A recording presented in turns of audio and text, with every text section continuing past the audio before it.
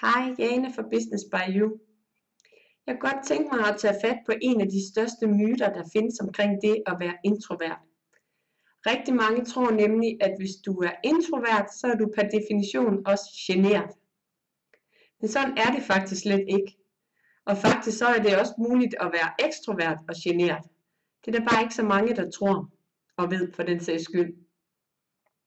Hvis du er genert, så føler du ubehag og uro ved at være sammen med andre mennesker, og du er bange for, hvad de tænker og mener om dig. Det er ikke det, som introverthed og ekstroverthed det handler om. Det handler derimod om, hvorfra du henter din energi.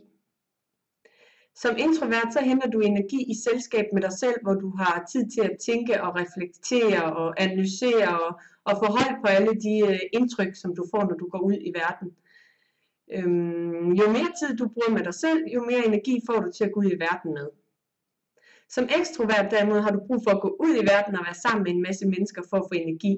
Jo mere du bevæger dig udenfor blandt andre mennesker, jo mere energi får du. Og faktisk jo mere tid ekstroverte bruger i selskab med sig selv, jo mindre energi får de. Derfor så er det faktisk også langt værre at være ekstrovert og genert. Fordi det crasher ligesom mellem det her behov mellem at komme ud blandt andre mennesker for at få ny energi, samtidig med at man faktisk føler ubehag ved at være ude blandt andre mennesker. Så det er slet ikke nogen god kombination, når alt kommer til alt.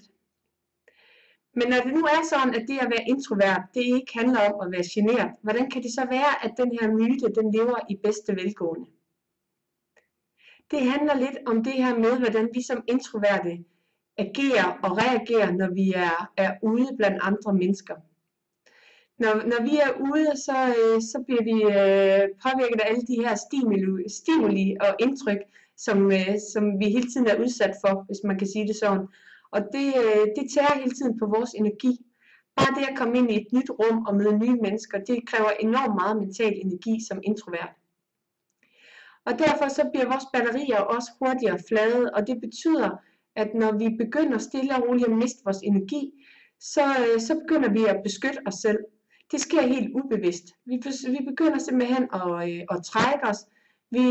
Vi får svært ved at virke indlevende i de samtaler, vi deltager i, og vi får generelt svært ved også at få ordene frem.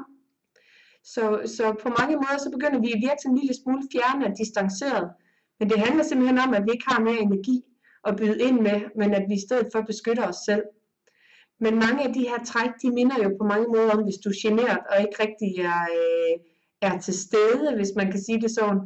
Så det er en rigtig god grund til, at introverte ofte bliver sammenlignet med at være generte, selvom det faktisk slet ikke er tilfældet.